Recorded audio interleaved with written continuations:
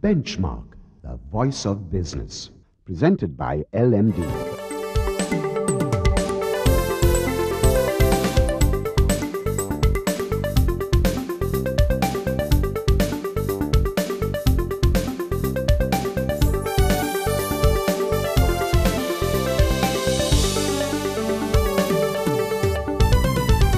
On this edition of Benchmark, in the spotlight we have part 2 of our exclusive interview with the Governor of the Central Bank, Nivard Cabraal. Then Nielsen's Managing Director Shaheen Cader discusses the Business Confidence Index, which is down 14 basis points from July. And finally, columnist Samantha Amerasinghe is in the studio for her last appearance on Benchmark to discuss Sri Lanka's macroeconomic environment. That's the lineup for Benchmark.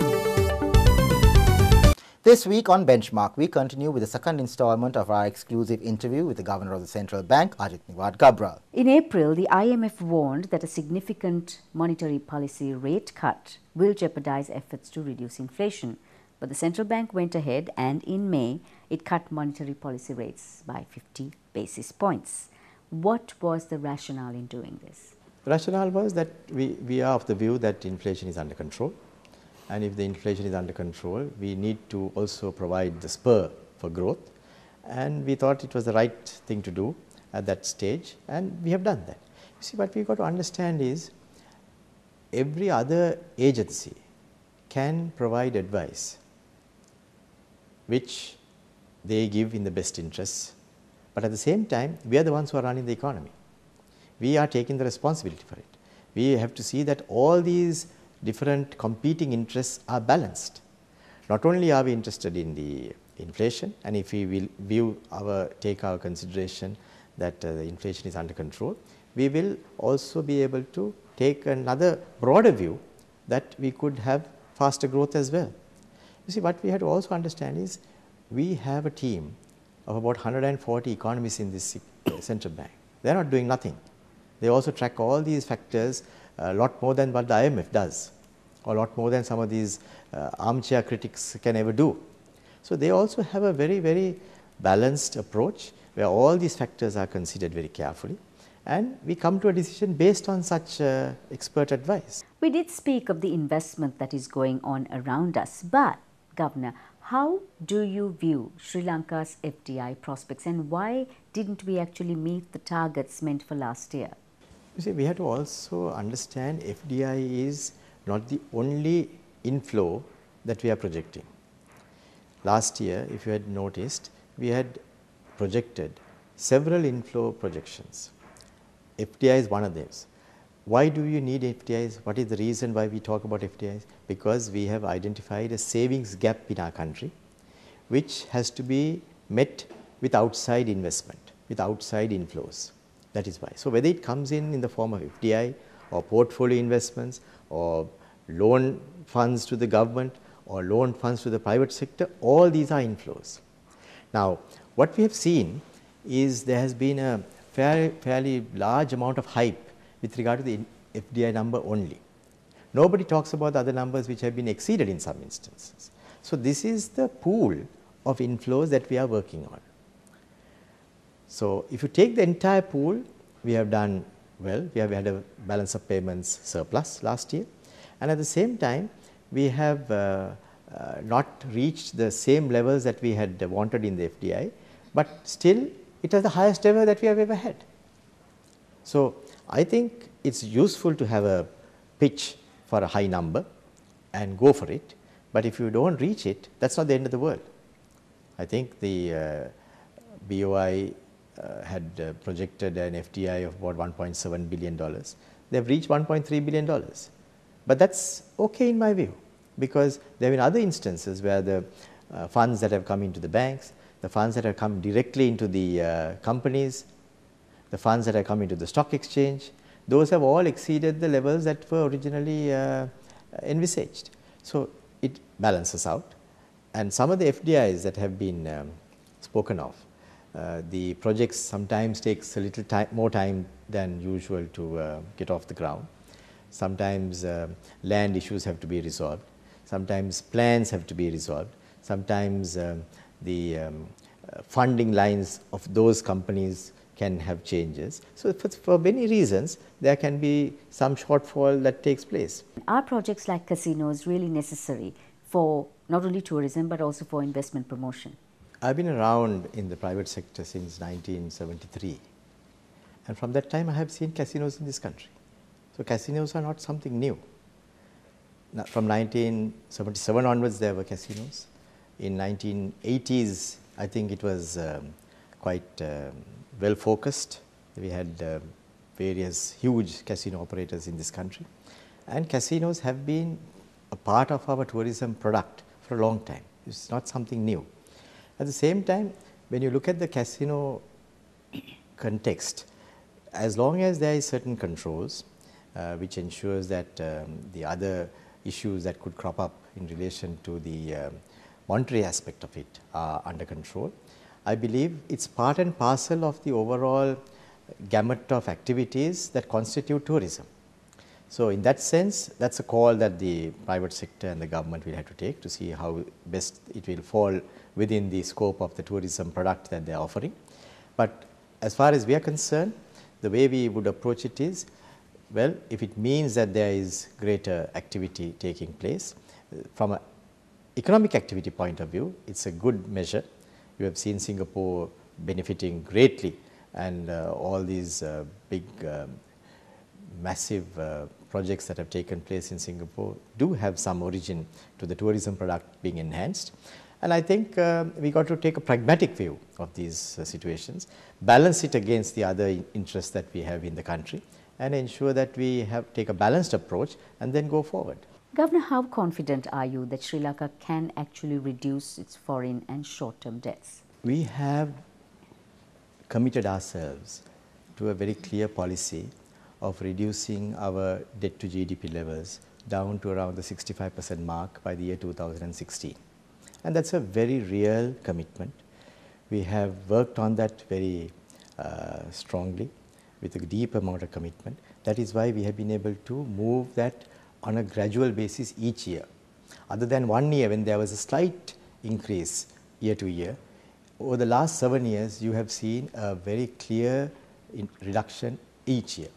That is why 7 years ago the debt to GDP level, which was as high as 90%, came down to less than 80% last year, and it had hovered around that level thereafter. So, it shows commitment, it shows that our debt management strategies are in place, it shows that we have taken the necessary measures even from the point of view of government of reducing the fiscal deficit each year to give support to that overall objective, and that is on track. So, that is why I am a lot more confident now by saying that we will be able to deliver on that number of 65% by the year 2016. Maybe it might take another year additional by 2017 thereabouts, but still a very clear fiscal consolidation path, a very clear debt consolidation path, which shows that Sri Lanka is moving to those very comfortable numbers in the near future.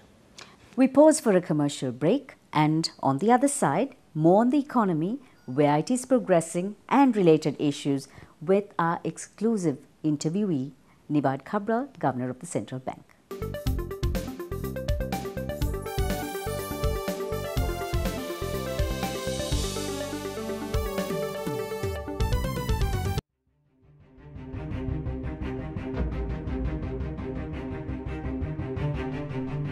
When we entered the industry in 1995, a new star was born as a fully owned subsidiary of People's Bank.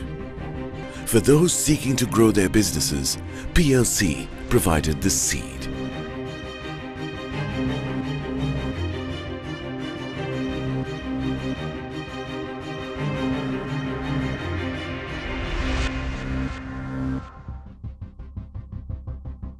We are not only Sri Lanka's #1 leasing company, but also the largest non-banking financial institution.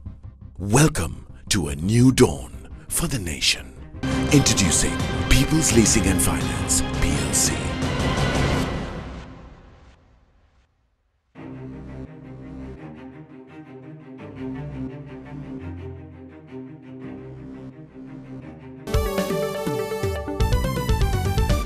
Welcome back to Benchmark. We continue our discussion on the Sri Lankan economy with Governor of the Central Bank, Nivard Cabraal.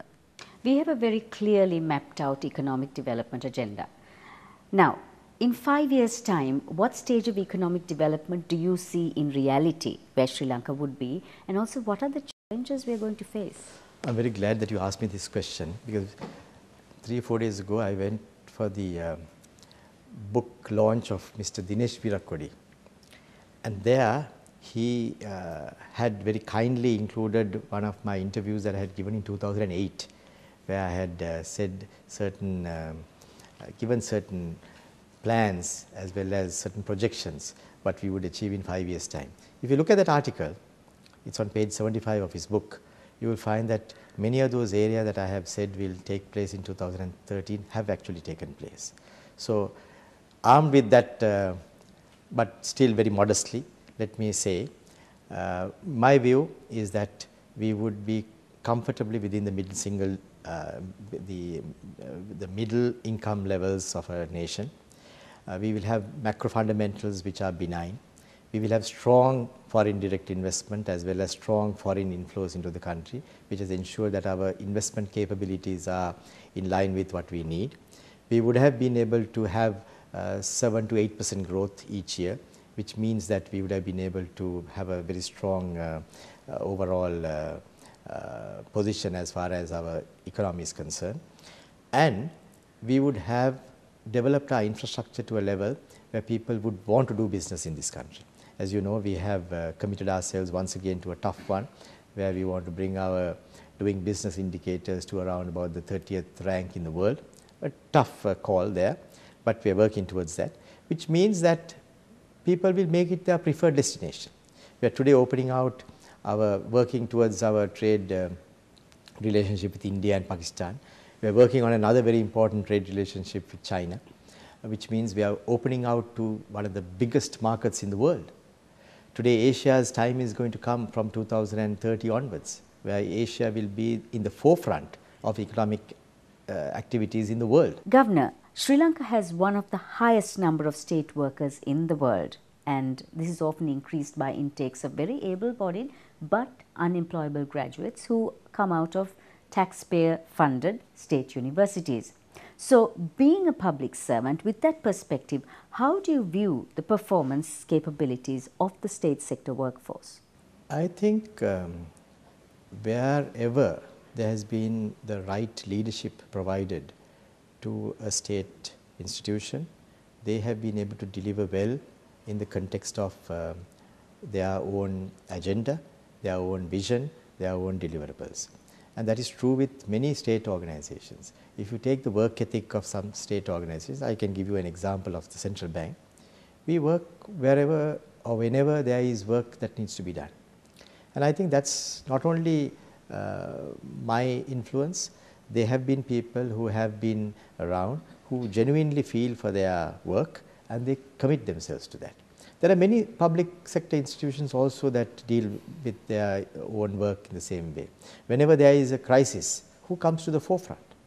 During the tsunami, who was at the forefront of delivering the services to ensure that there was no outbreak of diarrhea, there was no outbreak of any other disease? It was the public servants. They delivered.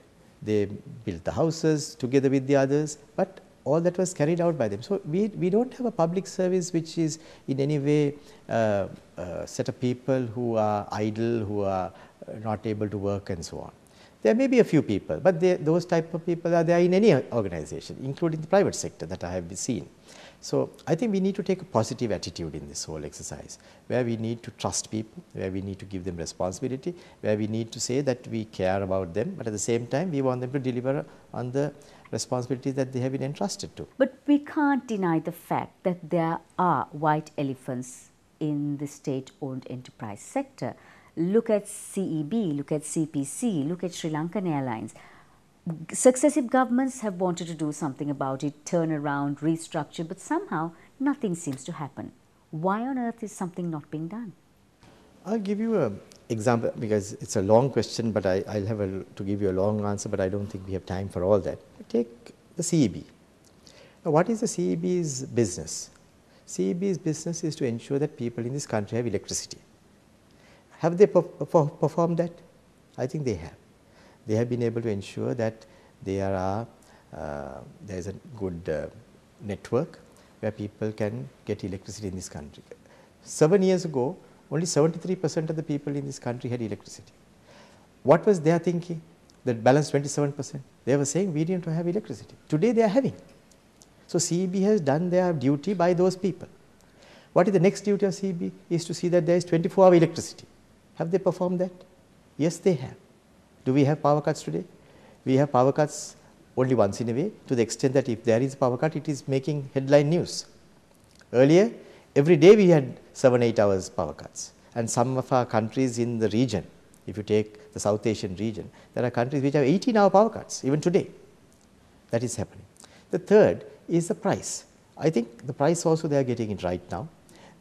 Earlier they inherited a system where there was a huge generation of power which was being undertaken out of petrol and petroleum products, but that is also now shifting. Coal has come in, the hydropower is getting increased, not too much, but the mini hydros are coming in, some of the renewable energies are coming in. So they are actually doing a lot of changes which haven't been captured. The media as well as the opposition have been concentrating only on the price increase or some issue of that nature, but the massive amount of positive activities that have been taking place are forgotten. As a final question, Governor, how do you respond to critics who say that the Mattala International Airport is a waste of time and that money, which was borrowed anyway, could have been used more wisely? I was Eisenhower Fellow in the year 2000, and one of my activities during that program in the US was to go around the US in various areas to understand how they have done certain things. I looked at their interstate highways, which today have developed to really a fantastic level. And then I inquired what was the history of these interstate highways. They told me it was done in 1954 by the then President Eisenhower. And at that time, everybody criticized him. They said, why do we need these roads? Why do you want to link up whole of America and spend all this money? You know, you are spending money to acquire lands, you are doing all this work, it has no meaning, it's a stupid thing to do. That debate went on for 20 years, according to what I learned. It's only after 20 years that people realized that was a good thing. So sometimes certain actions when you take, the people may not understand. The opposition may think of it as a area that they can use to throw some attack at the government. But overall, you would see that these are necessary investments. If you look at the old port that we have, that is 700 years old. So does it mean that for the next 700 years also that we should work with the same port? Our current airport has only one runway. So if there is any problem, that is the only runway that we have in this country where a jet can land. So if at all, it has to go to Maldives or it has to go to Chennai. So what's wrong with having another airport in our country? So I think we need to look at these issues pragmatically. It may not make money tomorrow. It may not be a huge profit the day after, but it will make profit. It will not only make profit as far as the airport is concerned, it will also be a part of our overall economic structure. And economic structures are necessary for a growth to take place. And I believe we have taken some very key decisions in the last 7 years, where the economy was put on track for the next century, not just for the next 5 or 10 years. And I believe those are courageous decisions, those are the right decisions. If those decisions were not taken, it will never happen. Thank you, Governor. It has just been great chatting with you. And that was our exclusive interview, and it in fact concludes a two-part series, our interview with the Governor of the Central Bank of Sri Lanka, Nivard Cabraal. On the other side, we have Shaheen Cader, Managing Director of Nielsen, and after that, Samantha Amerasinghe, economist and LMD columnist, who will give her views.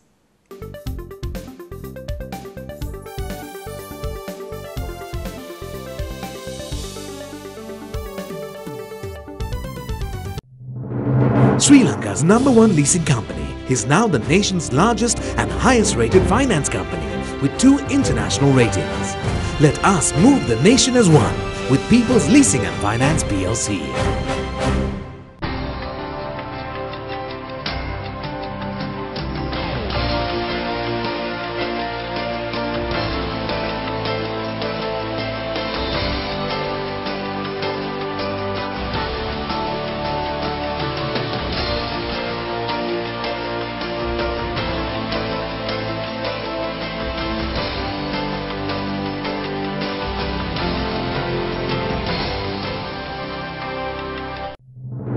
Sri Lanka's #1 leasing company is now the nation's largest and highest rated finance company with 2 international ratings.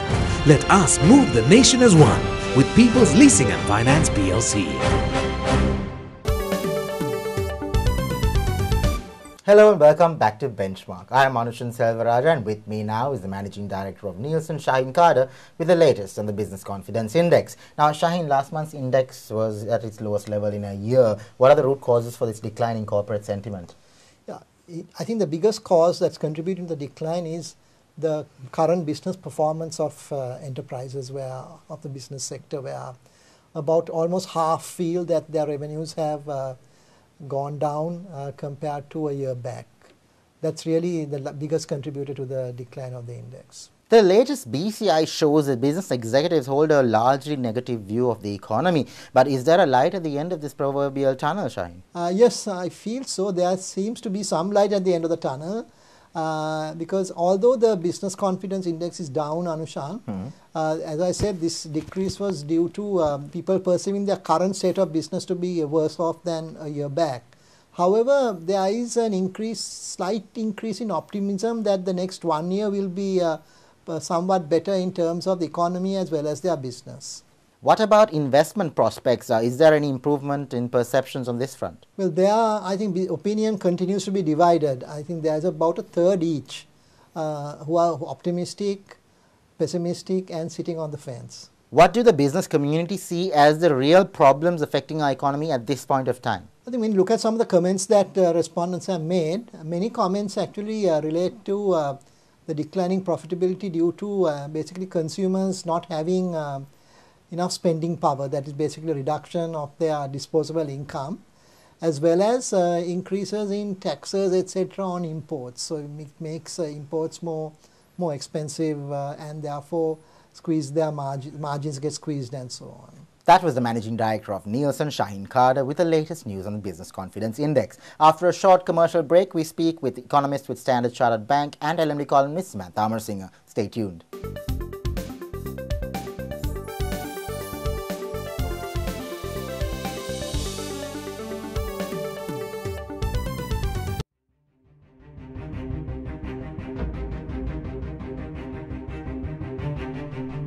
When we entered the industry in 1995, a new star was born as a fully owned subsidiary of People's Bank.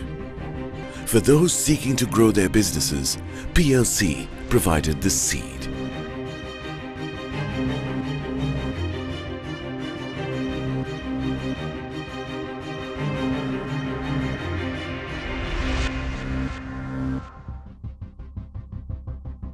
We are not only Sri Lanka's #1 leasing company, but also the largest non-banking financial institution.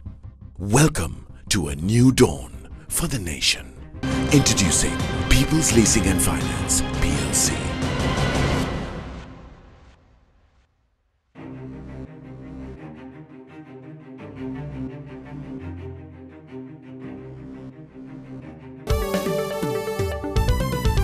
Hello and welcome back to Benchmark. I'm Anushan Selvaraja and with me now is economist with Standard Chartered Bank and LMD columnist Samantha Amerasinghe with her views on the economy. Now Samantha, in this month's issue of LMD, you say that a global recovery is on the horizon and that Sri Lanka stands to benefit from this. Now, could you elaborate on this? Yes, most definitely. In developed markets, there are good reasons for optimism. The US economy has continued to grow despite tightening fiscal conditions. And as these pressures fade, growth is likely to accelerate. Longer term, the US is set for faster growth, and this is indeed good news for Sri Lanka. as this should boost our trade flows in the months ahead. Policies in Japan are also supporting growth expectations, with the reform agenda a key focus over there. In China, a decisive upturn in monthly macro data remains elusive, yet the situation over there appears much better than it looks. Elsewhere in Asia, there are also signs of a firming trend, with domestic demand boosted by low interest rates and the worst of the export slowdown now very much past. And in Europe, there are much more positive signs, not just for the core countries, but also for the periphery. Europe is on track for a sluggish cyclical recovery, and slowly improving data led by Germany and the UK suggest that the worst is over for Europe, though peripheral countries and France are likely to lag. But with fears of a new crisis now receding, confidence is likely to recover gradually, boosting both spending and investment. So with Europe now turning the corner and US growth likely to accelerate in the second half of this year, this should improve Sri Lanka's external outlook. Now, given that China's growth recovery has been slow, what impact would this have on Sri Lanka, considering that as of late, Sri Lanka depends heavily on the Asian giant? Well, based on the assumption that China's growth slowdown is not severe, this is likely to have minimal material impact on Sri Lanka. However, in the case of a severe weakening to mainland China's economy, we feel this would have a huge impact on the island's growth prospects. As you know, mainland China ranks as Sri Lanka's main source of funding for infrastructure projects, primarily through grant aid and concessional loans. Also bilateral trade and capital flows, as well as tourism receipts, which have been playing a key role in providing support to the current growth recovery in Sri Lanka, would be severely impacted. And foreign direct investment for infrastructure and primarily the power and energy sectors, which has been struggling to take off since the war ended in May 2009, would also suffer and hence undermine overall investor and consumer confidence. As a final question, what can we expect in terms of Sri Lanka's future economic outlook? Well, in terms of the future economic outlook, there are two key factors which I think would be of interest to most people. Firstly, it's the external front and how Sri Lanka is faring, and also the exchange rate, and I'd like to comment on these two factors here. First, the external front. There are definitely brighter growth prospects in the second half of this year, and the trend over the last 6 months clearly shows improvements in exports, while imports expenditure has also been falling at a faster pace, largely due to the recovery we are seeing in Sri Lanka's key export markets, the EU and the US. And this is playing a key role in improving Sri Lanka's external trade outlook. Looking at our exchange rate, we think that recent dollar-rupee gains are temporary, and that the broad downtrend that has been in place since mid-2012 is likely to resume. And this is primarily because the rupee up move has been led by higher import demand rather than the substantial bond outflows as has been the case in most emerging markets. In our view, Sri Lanka's muted economic recovery suggests that a substantial acceleration in import growth that we saw in early 2012 is unlikely, and this should keep the rupee under downward pressure, though periodic up moves due to weak external demand and portfolio flows are also likely. So finally, the government also expects continued strength in remittances and tourism earnings in the second half to narrow the external deficit. So improvements on the external front are likely to keep both growth and inflation relatively stable in the balance of the year. That was economist with Standard Chartered Bank and LMD columnist Samantha Amerasinghe. As this is her last show with us, the team would like to wish her all the very best for the future. Thank you for watching Benchmark, and we hope to see you again next time.